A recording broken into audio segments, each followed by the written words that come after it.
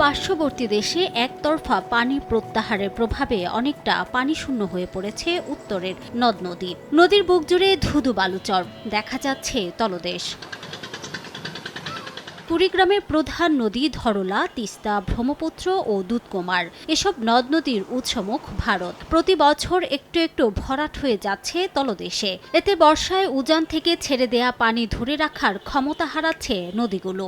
দেখা দেয় বন্যা ও ভাঙন, ক্ষতিগ্রস্ত হয় ঘরবাড়ি ও ফসলের ক্ষেত। অন্যদিকে শুষ্ক মৌসুমে ভারত একতরফাভাবে পানি প্রবাহ বন্ধ করে দিলে শুকিয়ে যায় নদীগুলো। খাল বিলও হয়ে পড়ে পানিশূন্য, মিলছে না কাঙ্ক্ষিত মাছ। জলবায়ু পরিবর্তনের মারাত্মক প্রভাব পড়েছে জীববৈচিত্র্যে। চরম সংকটে নদী নির্ভর অর্থনীতি ও জীবনধারা। পানি থাকে না তো নদীর, সামান্য পানি। আবাদ করছি যেটুকু করা যেত আগে, এখন আর ওটাও আর হচ্ছে না। নদী শুকিয়ে যাওয়ার ক্ষেত্রে মাছ পাওয়া যায় না নদীর মধ্যে। আমরা এখন বাল বাচ্চা নিয়ে খুব কষ্টের মধ্যে আছি। যে পানি দিয়ে বর্তমান আছে, এই পানি দিয়ে কোনো কার্যকারী হয় না। পানি যখন আসে তখন ঘর দোর সব ভাঙন হয়ে যায়। আইন অনুযায়ী এই পানি প্রবাহ বন্ধ করার নিয়ম নেই।